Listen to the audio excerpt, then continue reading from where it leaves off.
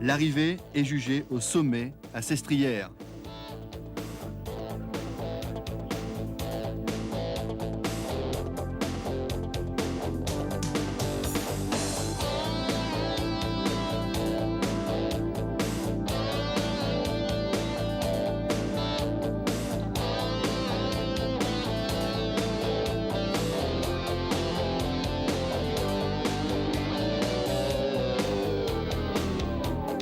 Dès le premier col, celui des saisies, au kilomètre 31, Claudio Capucci sonne la charge.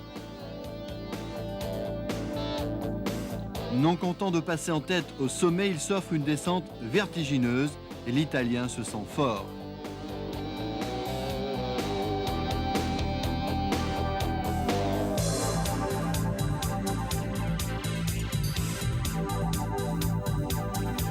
Dans son coup de folie, Claudio Le Panache entraîne avec lui Ruiz Cabestany, Claverola, Roscoli, Bols, Virenque, Yates, Kelly, Gonzalez, Declercq, Gaston, Pérez et Uriarte.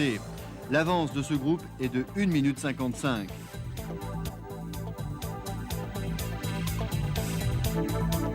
Dans la descente, Yates, décroché, revient au milieu des voitures.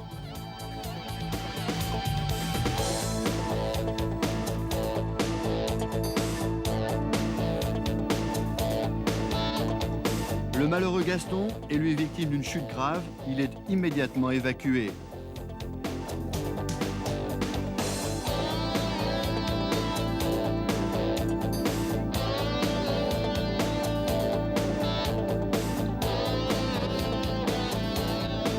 Les paysages traversés sont grandioses, mais terribles à parcourir pour ceux qui ne sont pas dans le coup. C'est le cas du champion de France, Luc Leblanc. J'avais plus de force, j'avais plus rien dans les jambes, rien. C'est des journées dures, c'est la vie, hein, c'est le vélo, et puis bon, ben, il faut se faire une idée, l'année prochaine ça ira mieux, et qu'est-ce que vous voulez, hein. Dans la vie, hein, il y a des hauts, il y a des bas, et là je suis en bas en ce moment, mais... Devant, Capucci assure toujours un très rude tempo, le ravitaillement constitue à peine un moment de répit. Alors, forcément, ça décroche pas mal. De 14, les échappés ne sont plus que 10, puis 3 dans les premières boucles de l'Isran. Seuls Virenque et Conti restent dans la roue de l'Italien.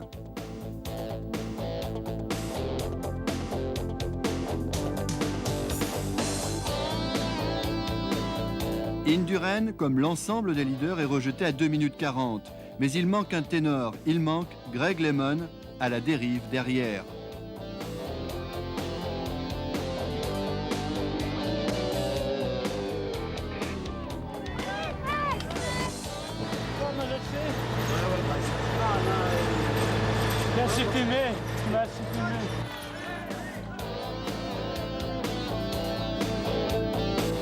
L'Américain sait que pour lui, ce tour est terminé.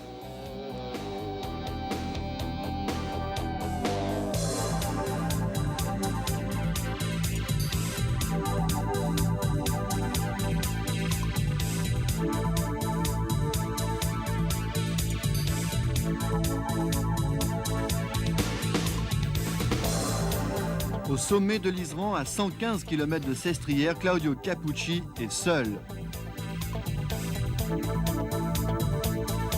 On en profite pour faire le point. Capucci passe le col hors catégorie avec 2 minutes 20 d'avance sur Conti et Virenque.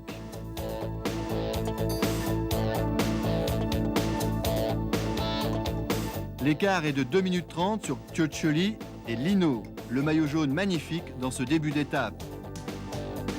Le peloton principal avec Indurain et Bugno est lui à 3 minutes 45. Greg LeMond passe avec 18 minutes de retard.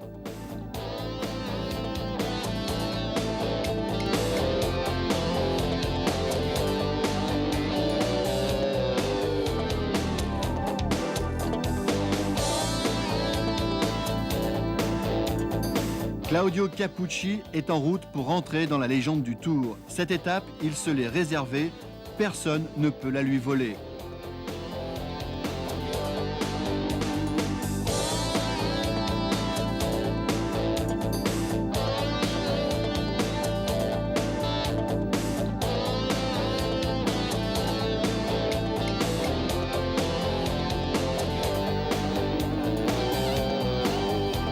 Pourtant, derrière, un autre Italien veut briller.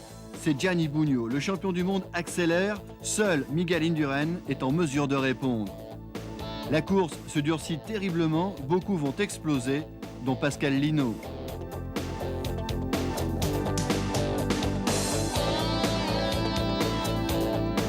En haut du Mont-Cenis, nouveau pointage, Chiappucci devance de 3 minutes 33 Bugno et Indurain, de 4 minutes 03 Amstin et Vona. Le maillot jaune est à 5 minutes 55.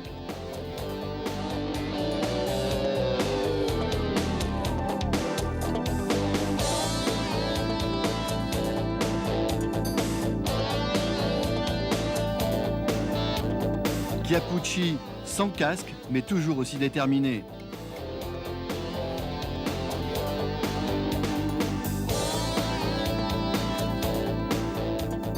Dans la montée sur Sestrières, c'est au tour de Gianni Bugno de coincer. Indurain laisse là l'un de ses rivaux. L'Espagnol accélère, il sait qu'au bout de son effort, le maillot jaune est pour lui. Lino est à plus de 5 minutes.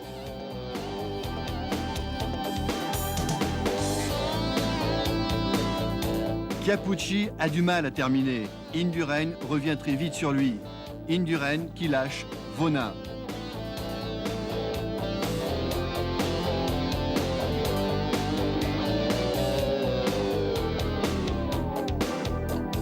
Mais Claudio, au milieu des milliers de tifosi, retrouve l'énergie nécessaire pour finir fort et se frayer un chemin vers la victoire.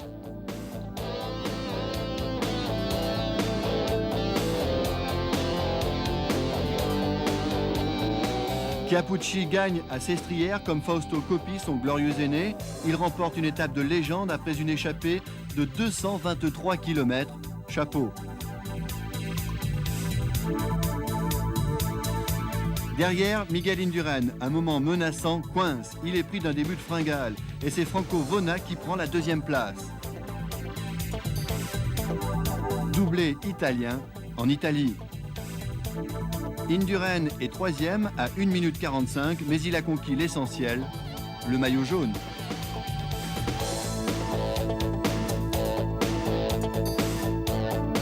Gianni Bugno termine très marqué à la 4e place à 2 minutes 53. Amstin est 5e et Laurent Fignon 6e. Pascal Lino est 21e. Lino, avec 10 jours en jaune, a gagné une belle popularité. Triomphe donc de Claudio Chiappucci pour l'étape monument de ce tour.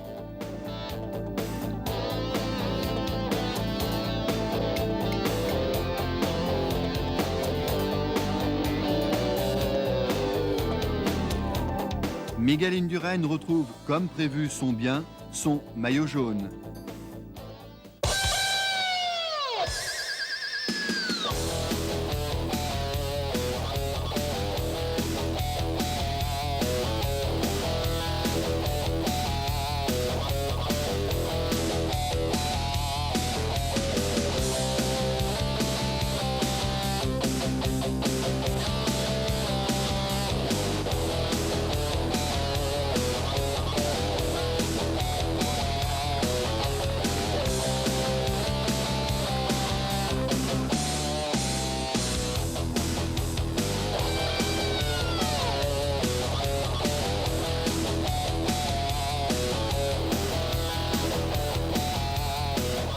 La 14e étape est jugée au sommet de l'Alpe d'Huez, un monument du Tour de France, un monument du sport.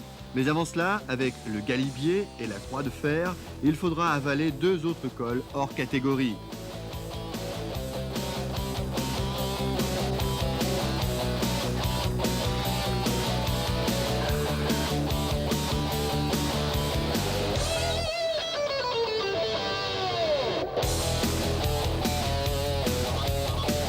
Le peloton passe pour la dernière fois un poste frontière.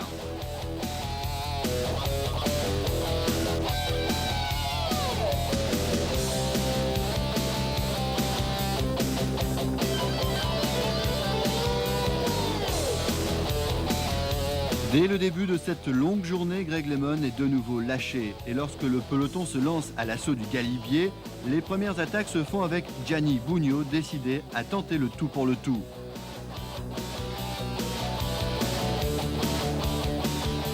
En cela, il est aidé par Laurent Fignon. Les 2 Gatorade se retrouvent dans un groupe avec Cioccioli, Millard, Robin et Stephens. Bien entendu, les Banesto de Miguel Indurain veillent au grain.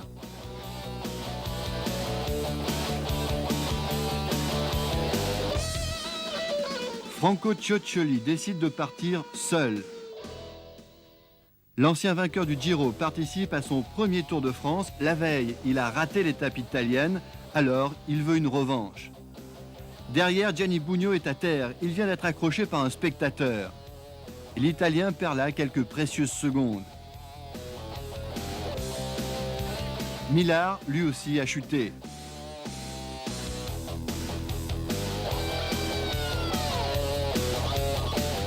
Cioccioli en haut du col avec 35 secondes d'avance.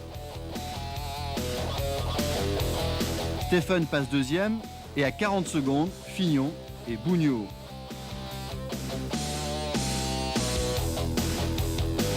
Le peloton maillot jaune est à 1 minute 30, un gros effort de Bugno pour une petite récompense. Dans la descente, Indurain revient sur les fuyards, sacré début d'étape.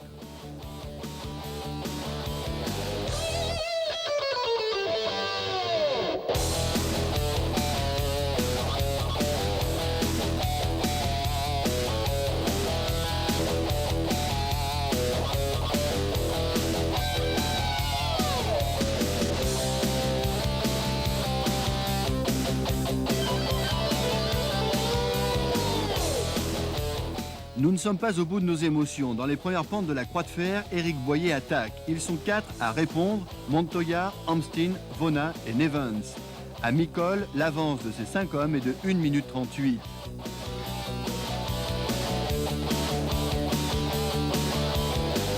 Mais cette accélération fait mal.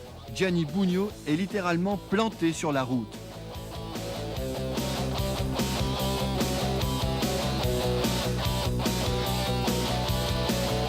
Quant à Greg LeMond, c'est de nouveau une journée calvaire pour lui.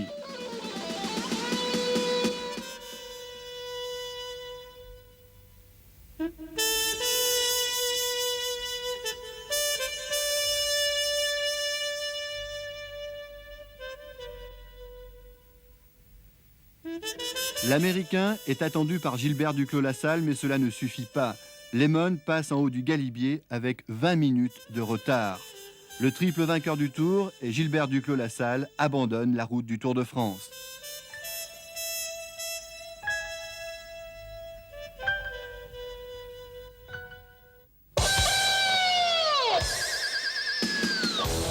Le groupe d'échappés est solidement entraîné par Éric Boyer. Les 5 hommes avalent la Croix de Fer avec 2 minutes 17 sur le groupe Indurain. Bugno est pointé à 4 minutes 50, Roche à 7 minutes 20 et Fignon à 15 minutes.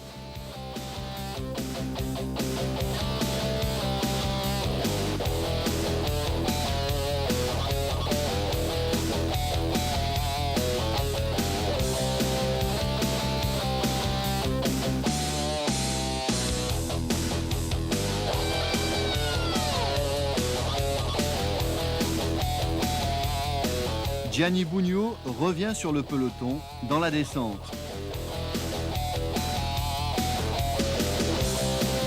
Au pied de l'Alpe d'Huez, l'avance des 5 est de 3 minutes 40. Ça s'annonce plutôt bien pour eux.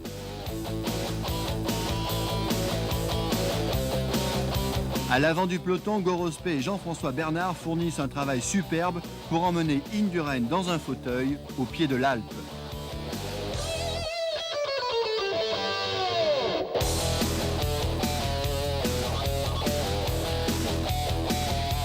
Et c'est parti pour les 21 lacets. Le premier à lâcher prise devant, c'est Jesus Montoya.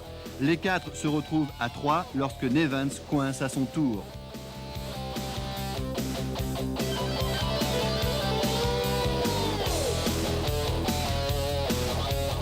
Belle solidarité entre Amsteen, Vona et Boyer. La déshydratation guette les coureurs.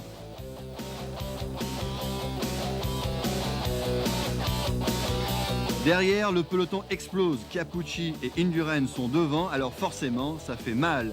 Parmi ceux qui s'accrochent, Richard Virenque.